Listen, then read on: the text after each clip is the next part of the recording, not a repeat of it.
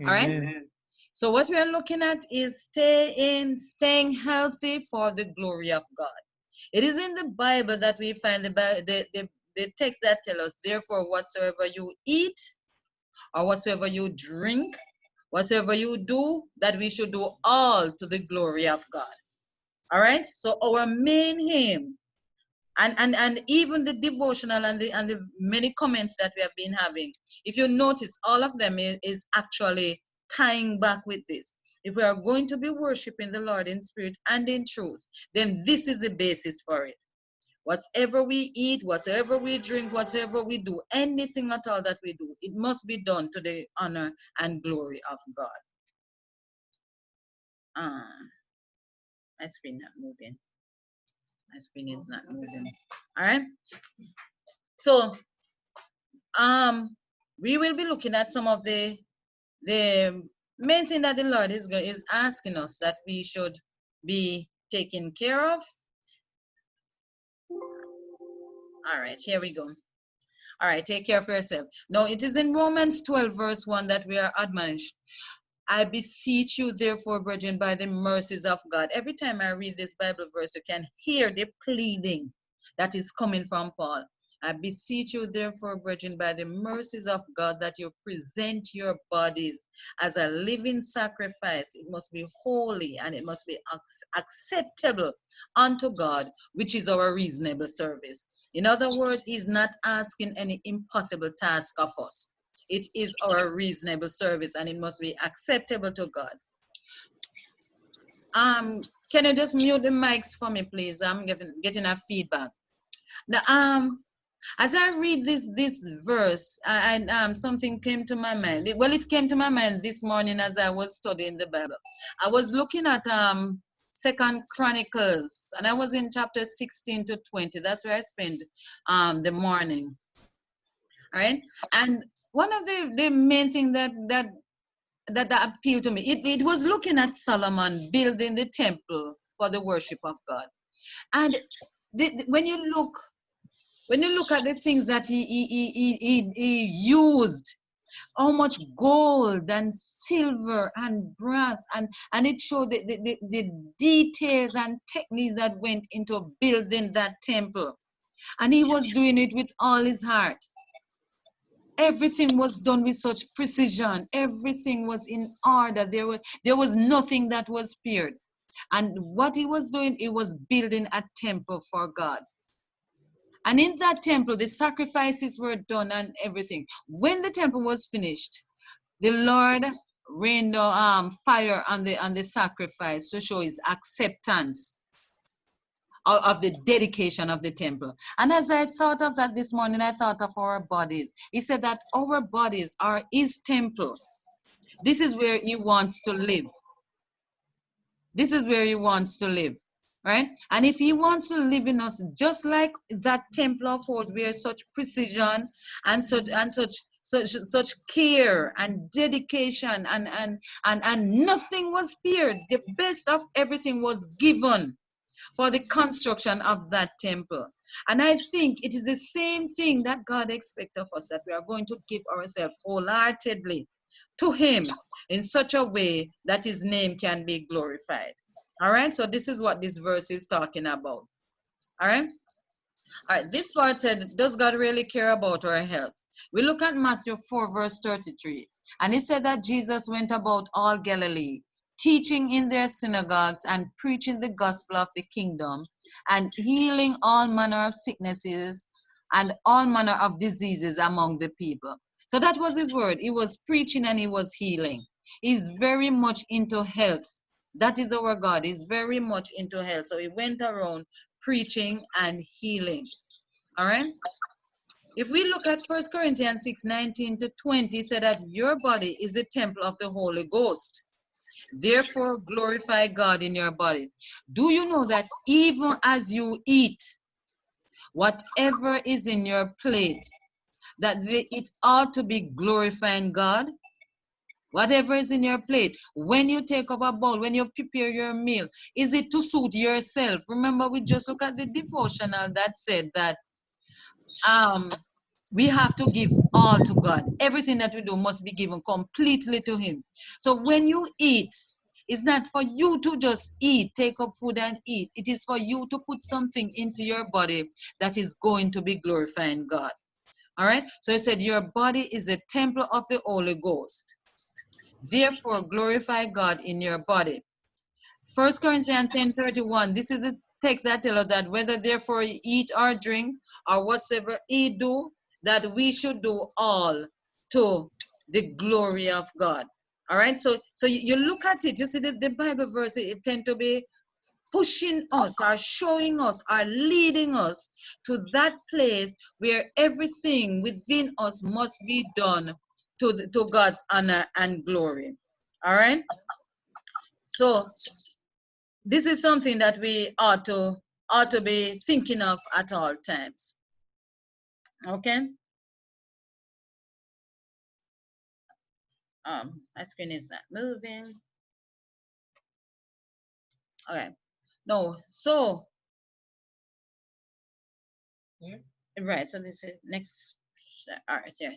So what are some of the principles that are outlined in the Bible? Now remember that we are looking at our food killing us. So these are some of them. In Leviticus 3 verse 17, the Lord has said something to his people. He said we should eat neither fat nor blood. In other words, we should not be taking into our system anything that has fat in it or that has blood in it. Do you know that these are the two main things? The two main things in meat that make it taste good. The fat that is in it, that's why fried food tend to taste so nice, or that has the blood. If it does not have the blood in it, then it would have taste just terrible, awful. No, why is it that why did he look at these two principles? Even from a medical perspective, I can tell you this. Inside of the human body, the toxins that get into your system, right? The invasion that you have, do you know where they hide themselves? In the fat of your body. So the more fat you have on your system, the more easy it is for toxins and inflammation and those things to be accumulated in your body. And that is one of the main reasons why when persons tend to get on the fatter side, you see they start having arthritis pain. Because the fat is where most of the toxin will go and sit. All right, and you're going to start, the body is going to start rebelling because the inflammation will start gathering in your system. Now your blood. Why the blood? Inside of the blood, well, the blood tells you, they say the life of the animal is in the blood. So inside of your blood is your history. When we are sick, when anything happens to us and you go to the doctor, what they do to us? They send us to do a blood test. Why? Because inside of the blood will tell the history, will tell the maladies, will tell what is going on inside of us. All right. So he said, do not take the fat and don't take the blood. And Proverbs 25 verse 27 warns us against excessive sweet. Don't overeat. And he was looking at honey and those sweet things. He said, listen, don't overeat, even those that are good, because excessive sweet is damaging to the body. Now it is mango time, and we are enjoying our mangoes profusely, right? But we are, because it tastes so good. I remember a client said, Lord, I know I'm only supposed to have one little one because of my condition. But the mango was tasting so good. 3 and 4 and 5 and 6. All right. It is good food, but that's excessive. All right. So we have to look, even the things that are good, that we limit those. All right. Proverbs 23 verse 2, overeating is harmful and overeating is sin. Do not, because something is good, you overindulge in it. There must be a limit to the amount that we eat. All right. And some of us, we have stretched our stomach so bad that what it takes to fill the stomach is really maybe 2-3 persons meal to fill a small stomach. By right, when we started out, our stomach was like the size of our fist. But as we grow and we continue to expand, we keep expanding it to about 3-4 times the size of what it should be. All right. 1 Timothy 5 verse 6. Now, these are texts that you can look at for yourself. It look at the importance of work. Work is very important for the human body to develop. All right. Work is crucial. The body was made to move.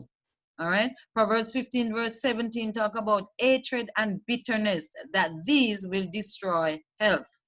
All right. Hatred and bitterness. Let me talk a little about it. Now, as we study, and for most persons on this group, I know you should know that we firmly believe that God has called his people out of darkness into his marvelous light. And hatred and bitterness does not exist in a child of God. It is not the heritage, is not the possession, is not the fruit of the spirit. It doesn't have anything. So if we find ourselves hating anybody, can't take this one, have up this one, avoiding this one, any kind of bitterness that is inside of you, it is not from God, and it is because we have not yet surrendered ourselves to him. All right, we have not yet been born again. That's the only time we can experience hatred and bitterness. No, when you look at things in the Bible, sometimes they seem to be pointing spiritually. All right, but there's a physical, if you may, or a physiological area or aspect to this also. Now, many of us know the concept of adrenaline. Many of us, you know that if something happening to you, the cow running you, then you're scaling your fence and all of that. You dog biting, you can outrun the dog and all of those fancies. That's adrenaline that caused that to happen, right? But in his mercies, God give it to us so that we can survive, we can live, we can outdo things so that we don't die. But as soon as that danger is past, the Lord send another substance, another chemical, right, from the sympathetic nerve to get rid of that adrenaline, because it's very poisonous to the human body, and if prolonged, it can kill you. All right, so the Lord send another chemical and get rid of it from the system. But guess what happened? This same adrenaline is pumped into the body anytime you hate anybody, you have bitterness against person, you are worried, you get angry, you're stressed out, you become worried, there's anxiety, there's depression. All of these coming from the same line, they all pumped adrenaline in the system. The terrible part about it is that these are not emergencies. So therefore, when they come into the system, there's no sympathetic nerve to let out any other chemical to get rid of them. So they sit inside of you and they start destroying the human body. All right. So therefore, when the Bible says it is not only for the spiritual connotation, but also for the physical part of our well-being. All right. Matthew 25, verse 34 to 40 admonished us that we should help our friends and neighbors. Do not be just kind to those who are kind to you. Do not just give to those who have given you.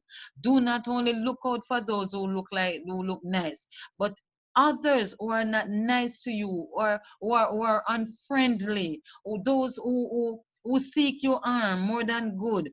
Look out for them and be of assistance to them also, because in doing this, then you are bringing glory to the name of the Lord. There are few who realize, as they should, how much their habits of diet have to do with their health, their character, their usefulness in this world, and their eternal destiny. Very few persons recognize how much our habits of our diet, your diet to a large extent will determine your behavior. It will affect your health. Very much so. Your health will affect your character. Your character and your health also affect your usefulness in this world, and it will affect your eternal destiny. Now you'd ask, how can this be? Let's look at something like pepper. Believe it or not, if you look at it, or just go back in your mind and see that persons who tend to use pepper a lot tend to have a particular behavior. They tend to be just as fiery, just as peppery as the pepper that they like to indulge in. And as they continue to have that kind of indulgence, it's start forming their character. Because of that character has been formed in that way, their usefulness is also affected. And guess what? Because that character has been formed, it can affect your destiny. If you look at persons who tend to like sugar a lot, they tend to be very hyperactive, impatient, tend to be very worried, very fretful, very anxious. And this kind of habit now become part of their character. This will affect them also. All right. So our diet will affect our spirituality. The appetite should ever be in subjection to the moral and intellectual power. The body should be servant to the mind and not the mind to the body. No, we need to remember this at all times. Your appetite should not control you. Some of us, we are eaters. We see things, we want it. We have breakfast, then we do some little snack in between, and then we have lunch, and then we do some snack in between, and then we go home and we have dinner, and then we do some a little picker upper before we go to bed. And consistently, we put our stomach under pressure because it is an appetite that rule, not the mind. Our mind, we are servant of the living God, and therefore we are going to glorify God in our body. And this habit, bad habit, can make us sick. Can that body, when we deliberately make it sick, can it be acceptable unto God? No, it cannot. All right. Since the mind and the soul find expression through the body, both mental and spiritual vigor are in great degree dependent upon physical strength and activity. Whatever promotes physical health promotes the development of a strong mind and a well-balanced character. All right. So therefore, we have to be careful how we are taking care of our bodies, because it's going to affect our health, our well-being. Look at this, brethren. Can you think of if not you, if you have never been sick, then think of someone who have been sick. Have you ever seen how much our prayers change? Our prayers become very me. We start me our prayers. So we say, Lord, help me, Lord, heal me, Lord, remember me, brethren, remember me, brethren, pray for me. And it is always about us. You know, the prayer becomes so self-centered, because we are hurting, we are not healthy. So everything, our mental powers, our physical activities, everything is affected, and we are no longer be in a position to be that rounded person that God expects us to be. I see a hand up this from Tanisha Williams. Yes, sis, you can go. No, I just wanted to know where some of these quotations are. Counsel and Diet and Health, Counsel and Health, and Ministry of Healing. All right. I will show you some of the quote after. This one was taken from Patriarchs and Prophets. All right. So I'll tell you some of them later. I said, without health, no one can as distinctly understand or as completely fulfill his obligation to himself, to his fellow beings, or to his creator. Therefore, the health should be as carefully guarded, right, or faithfully guarded as the character.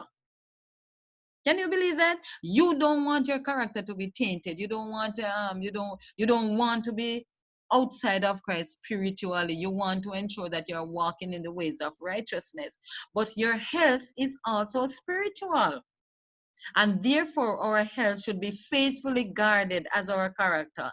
He said, a knowledge of physiology and hygiene should be the basis of all educational effort. We must learn. You see, sometimes when we go on YouTube, we are bored and we want to watch something. A very good place to go is learn about the human body. You would be so fascinated. Sometimes just go. And instead of typing in a little comedy or a little joke that you can laugh at, or watching some nonsensical things, or watch a movie, or sometimes, somebody, the little nonsensical things, go and learn about the human body and how to take care of it. Because as human beings, we hold that to our Creator.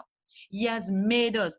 David said, I am fearfully and wonderfully made. How does he know he's fearfully and wonderfully made? He studied the body parts. He looked at what how the body works. And as he looked at it, he was amazed. Scientists are amazed by the human body. They cannot understand it. The more they check it out, the more they become amazed, because just to study one cell is like a lifelong project.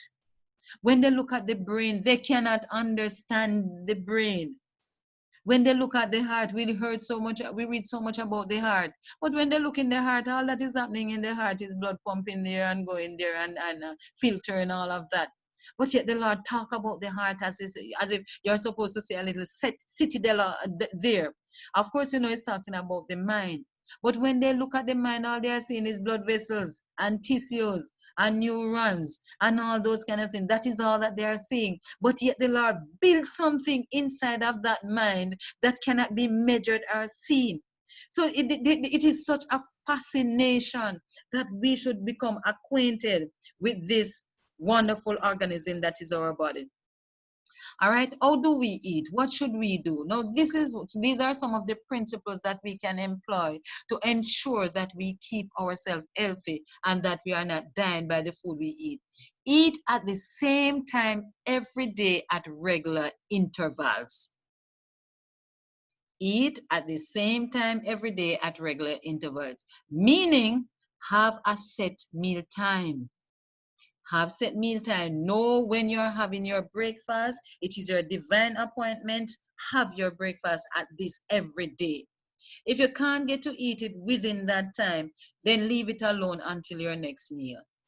Why? Because of the biology and the physiology of the body, it is important that you have set time for the meal so that gastric juice can be provided for your system's digestion. All right. So if you're going to eat, give yourself a 1 hour span in which you will eat, and you set the time so that it can be convenient for you. And it must be have a regular interval. Leave at least, we discussed this some time ago, leave at least 5 hours in between your meal. Why? You're going to think that it takes about 4 hours for digestion to take place.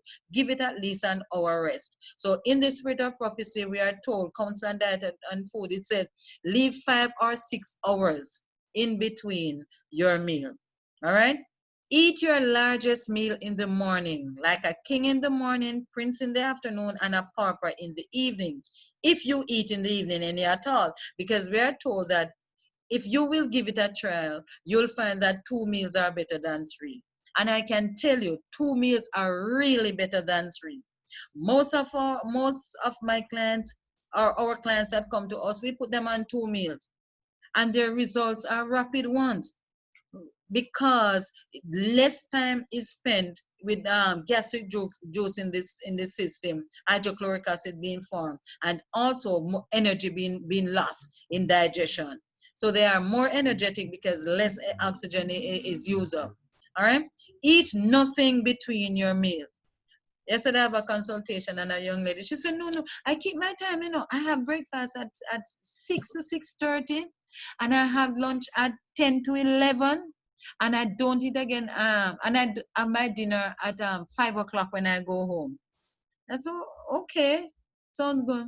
So I said, okay, so we're doing our thing going on, and I was telling her about nuts, and so she said, so I can't eat nuts in between. I said, no, you don't eat nuts in between. She said, man, every day I eat my nuts at about like near to in the 2 o'clock or 12 to 2 o'clock, somewhere there, because I'm hungry. Now to her, it's not a meal. It's not a meal. So therefore, eating it is nothing. All right? But we should eat nothing between our meals. Once your meal is completed, that's it. Don't see somebody with a banana chip and you take 2 green. Don't taste if this guinea is sweet. Don't take a piece of something, your child eating something and you're just tasting it because the child put it in your mouth. Don't take a little juice, just a little juice is not meal. No, anything that has to be digested is going to disrupt the digestive process. So leave it alone. Eat nothing between your meal. Drink only water. All right? Do not eat fruits and vegetables at the same meal. By now, most of us here would have known that Eat fruits at one meal and vegetables at the other meal. Fruits, any food that have seed on the inside, those are fruits. Any food with seed on the inside are fruits and should not be combined with your vegetables. All right, so eat one at one meal and the other at the next meal. All right, so we said leave at least 5 to 6 hours between meals. For example, 6 a.m., 1 p.m., 7 a.m., 2 p.m., anywhere like that. Do not eat your food too hot or too cold. There are many persons say, man, no, so when we get my soup, I have to see the steam coming up. When we drinking my tea, I have to see that steam in it. It's not helping you. It's doing the stomach absolutely no good. Anything that is too hot, anything that is too cold is very damaging to your system. Do not drink with your meal, nothing at all, neither water nor juice. Don't eat and drink at the same time. Drink water half an hour before meals and 2 hours after meal. This will prevent the dilution of digestive juices, which can cause fermentation in the stomach and poisoning of the entire system. All right, so this is what you're advising counsel on diet and food. Drink water half an hour before your meals, 2 hours after your meal, as this will prevent the dilution of your juices. All right, and you know, in the spirit of prosperity, you learn a lot about poisoning of your body by the fermentation taking place in your system. All right, so we have to avoid fermentation at all costs. All right, gums, do not chew gum. It is bad to chew gum. This tricks the body. Enzyme begins to flow, sending a message to the stomach that food is coming. When there is no food, the digestive enzyme and gastric juices are depleted. So they wear away the lining of the stomach, all right? And they are going to be, they will come in expecting food. There's no food there, they're churning, nothing coming down, so it's going to ride the lining of your stomach wall will be destroyed. All right, and then when you're ready to get food to eat, your digestive juices cannot come again because the body does not work on autopilot like that. Especially for anybody over, say, 30, 35, your gastric juice start become very, well, it get reduced in production. All right, let me put it that way. So that's why most persons after 35, it is good for you to start learning to use your probiotics to help and digestive enzymes. All right, so you can get them also from your food. So like your papaya, very good with digestive enzyme. Your pineapples, very good in providing gastric digestive enzymes. And sour things, excellent. So like your tamarind, I see that now is tamarind time, excellent. Lemon juice can do that for you if you don't have acid reflux. Those are some of that I can think of off the bat. All right. Fresh food. Eat fresh raw fruits and vegetables at all meals. No, remember I said that you don't combine them. Always try to eat your raw food before your cooked food. All right, it is excellent. It's an excellent choice that if you're having whatever you are having for your meal, that you try and use anything that is in season. You don't have to make it expensive. No, it is mango going on. So if you can have mango for your fruit, just don't overdo it, please and thanks. Have your mangoes first, then eat the cooked food. If you're having vegetables in the afternoon, get some raw lettuce and steam the other vegetables. All right, if you don't have your lettuce, then have your steamed vegetable, but don't take some raw mangoes and then eat the callaloo or cabbage or whatever. All right, keep the body alkaline. Your blood is slightly alkaline. All right, the blood run at 7.3, 7.4 thereabouts, so it's slightly alkaline. Disease cannot live within an alkaline medium. All right, eat your raw fruits in their season.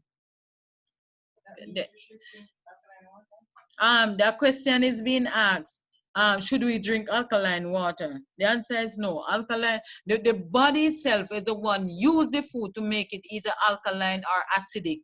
You don't need to be drinking that water because that water is very damaging to the system. All right. The water that is given, the pH on it tend to be very, very high. All right. And when that gets into your system, it creates havoc in the human body. Okay. Do not eat raw food after cooked food. All right. Do not eat and drink at the same time, as it undermines the efficiency of digestion, diminishes the flow of saliva, dilutes the potency of the digestive juices, and fewer nutrients are assimilated into the bloodstream. All right. So you go and you buy your lunch. They give you a juice with it. So you take a bite, you send it down. So you eat this, that. 10 minutes after eating, when the food is just barely getting into your stomach, you take a juice and you wash down that food. Digestion starts in the mouth, especially for your carbohydrate, and it needs the saliva in there. It needs the tiling that is there for breaking down the starch, so that when it goes to the stomach, it can continue to be worked on. No, the enzymes that are in the mouth working has to put the food in a certain kind of way, so that the work can be continued when it go into the stomach. Now, if you move that work that it's supposed to done in the mouth, supposed to be done in the mouth, when it goes down to the stomach, that work cannot continue, because it's a different digestive juice that is there. All right. So the complex part would have started in your mouth, and then the stomach would take it up, and then it will continue to your small intestine. But guess what? Once you start washing it down, you bypass all of that work in the mouth, and in the stomach now you put water that prevent the digestive juice from working, because it become diluted. All right. So therefore, it is very important that you do not have your liquid while you're eating. All right. No night eating. Eating a heavy meal just before bed or late in the evening is very harmful to your health. Eat at least 3 hours before bedtime. The digestive organs, like other organs, slow down their activities in preparation for rest. Eat the heaviest meal in the morning after the fast through the night. The stomach is stronger and better able to handle a heavy meal.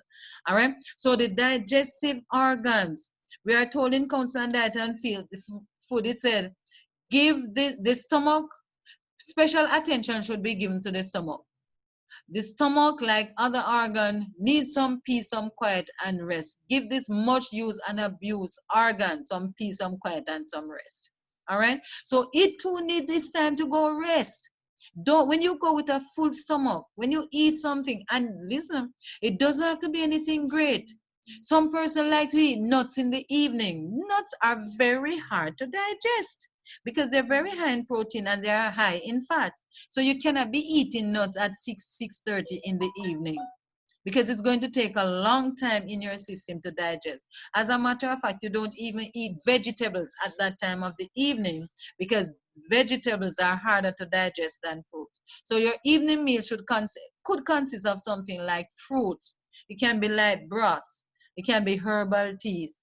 It can be like your coffee substitute, like your dandelion, your chicory. If you're going to have bread, then make it be toast. They call it in Counsel on Diet and Food, it's called swiba. All right, double baked. So you can have that.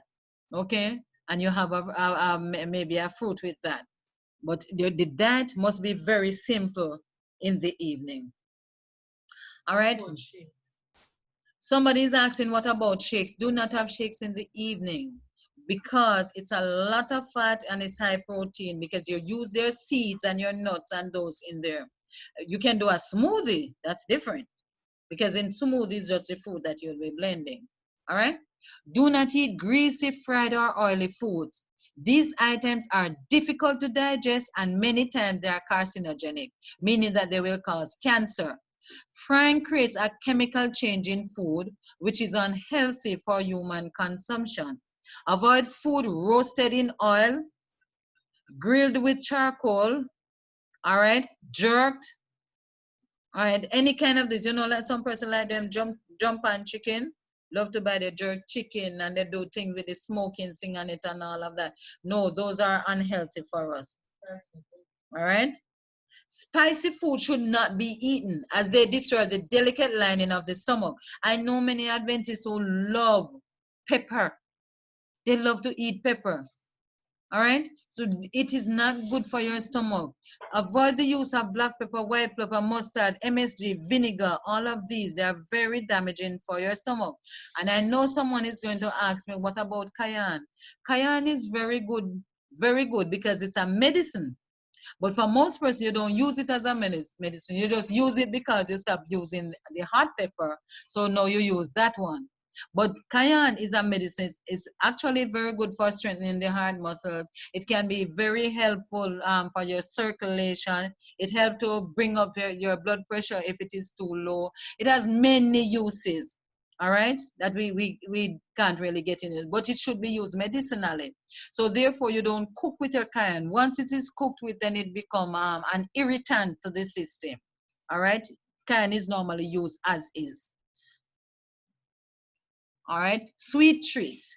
Eat sparingly of sweet desserts that are of healthy ingredients. So not because you hear say the thing good and healthy, it means that you're going to overindulge in it. No, be careful. Eat careful because it is still sugar. Right? Maybe not sugar in the sense that you're using the crystallized sugar, but there might be some form of sweetness that you have in there that produce a lot of glucose to the system. So you want to ensure that you don't overdo that. Totally eliminate all unhealthy desserts. Those including sugar, milk, cheese, eggs, white flour, white rice, white sugar, etc. Sugar and milk as a combination is very poisonous to the body. Constant diet and food. Avoid any food that combines sugar and milk in the same ingredients. Example, condensed milk, ice creams, cakes, any of those things that they have a combination of these things should not be in the human body. All right? To have a healthy stomach, to provide the stomach a rest from food, it is good to fast 1 day per week. All right. During this fast, it might not have to be a complete abstinence from food, but you can simplify the diet. You can eat only fruits. You can do some vegetable juice. You can skip a meal. Any of these along this way, you can use to help to give the stomach some rest. All right. You'll feel so much better for it. All right. So what you do at times, slow down. If you can have a day when you say, you know what? All I'm doing today is just fruit. So your 2 or 3 meals, all you'll have. But if I do that, what I do is one of the meal, I make it the savory food. So while I could have mango and banana at one meal, then for the other, you could do like shredded pumpkin, or you can do tomatoes and cucumbers, just do a dressing with it or something like that. All right, and you have and just simple meal like that. It's very good for helping the system because it is simple, so the digestion itself would have been simple. All right, so once a while we need to just get back, and sometimes you can just do your water, right? Last week I did a 40 hours. I decided to do 40 hours fast with just water. It's so very good for the system to just once a while just move away from the digestive process and give the body some time to rest itself from eating. All right. Influence of overeating. And what influence does overeating have upon the stomach?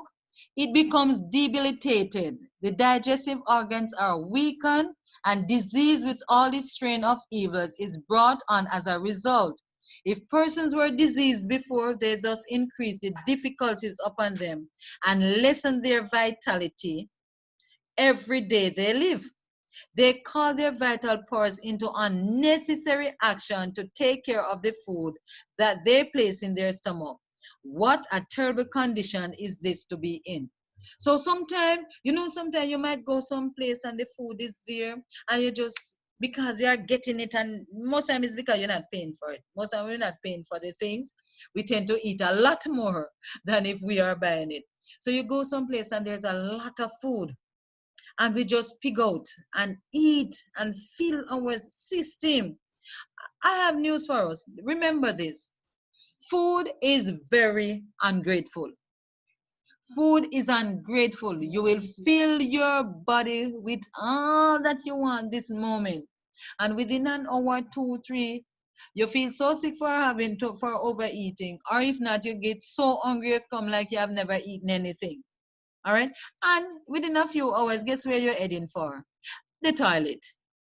And when all of that is done, it's like food say, you know what? Come again. All right. Food can kill. Food kill us and then look for the next victim. All right. So don't be a slave to food. It means you're no good.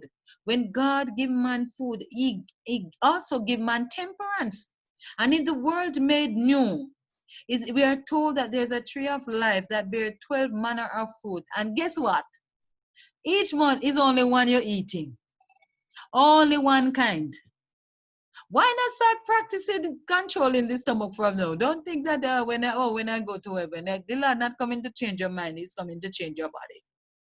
Whatever mindset we have here, that's a mindset that we will have. So what we have to live for translation. We have to live for translation, that if we have to be translated now, then our body is in pristine condition, because we have taken care and we have allowed it to be acceptable unto God, which is our reasonable service. Sabbath meal. By overeating on the Sabbath, many do more than they think to unfit themselves for receiving the benefits of His sacred opportunities. Now, this is from the enemy himself for us to overeat on Sabbath. Why? Because once your belly overfull, you cannot concentrate. All the vital forces move to the stomach, and when it goes to the stomach, evening come, Bible class come, you're either not going back, or when you go, you don't learn a thing, because all the energy is concentrated on the stomach. All right. So therefore, do not overeat on the Sabbath. All right. Oh, and by the way, let me mention this. Let me go back and mention this. We're slowly going back into the church thing.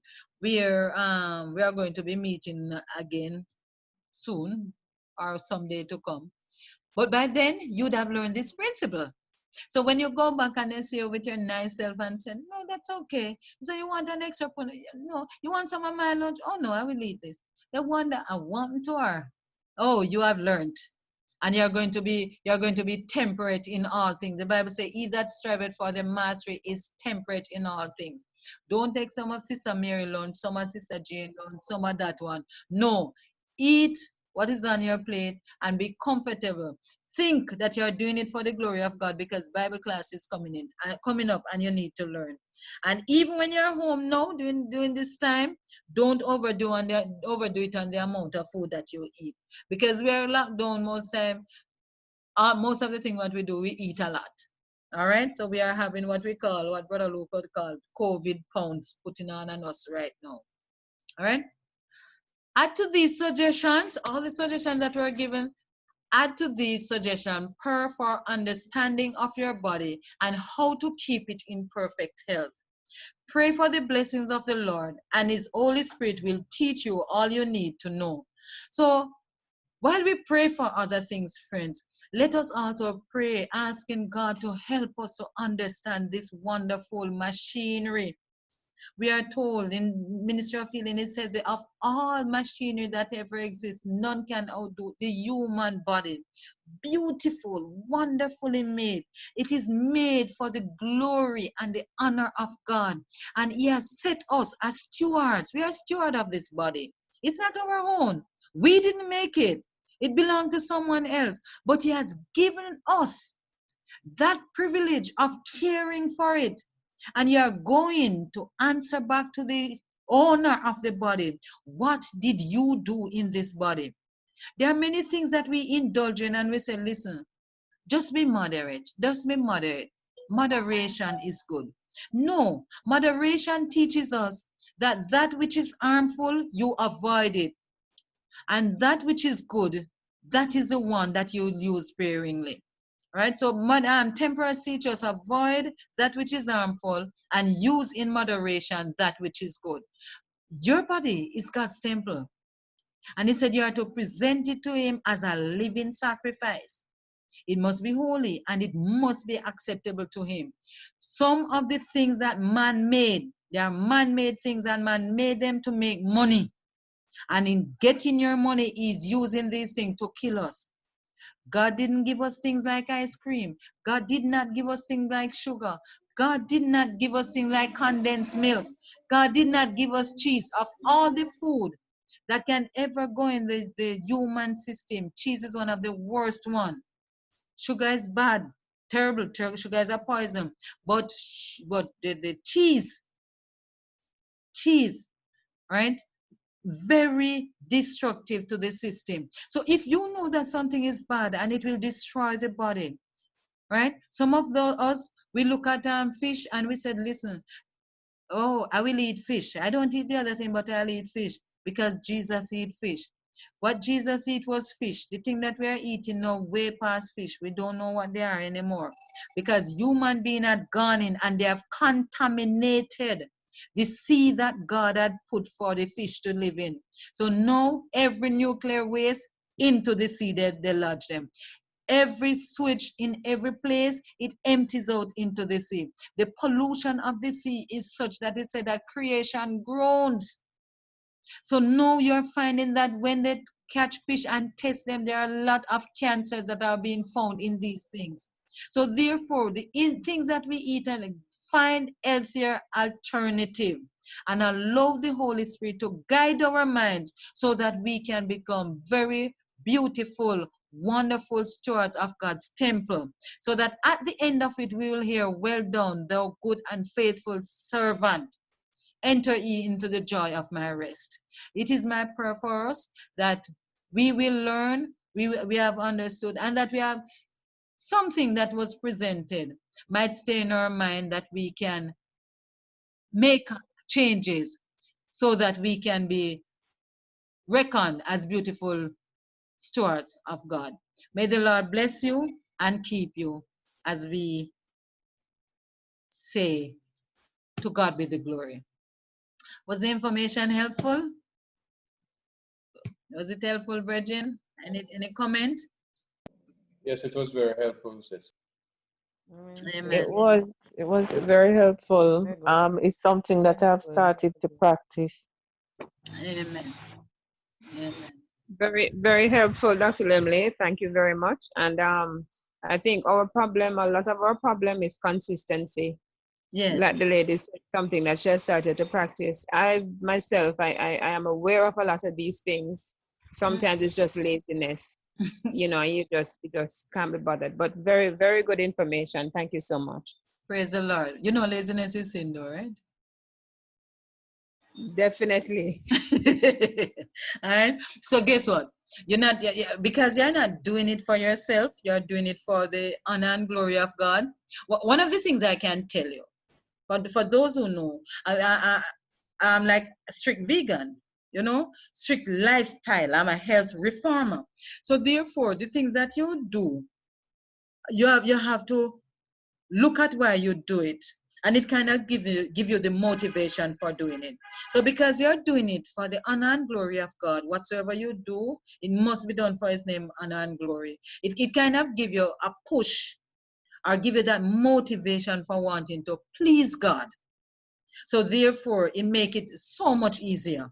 So much easier when you think of food, you think of the combination, what you can put, or you can do this. You will not take the things that going to be destroying the system, because once you're doing that, then you're actually destroying the temple of God. So it does help a lot to keep First Corinthians, which scripture it was, 10 verse 31 in mind. Whatsoever you do unto the glory of God. Amen. Definitely, my only recommendation is that for every slide there should have been the books that The quotation. reference, yeah, because I personally I share these things with my church brethren, but some person they question everything, so Everything.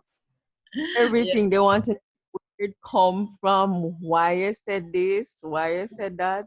Yeah. So Okay. All right. Yeah. Point taken. Yeah. Yes. Any other questions? It's not necessarily it's not a question. It's Yeah. just something that is really hard to break out of. The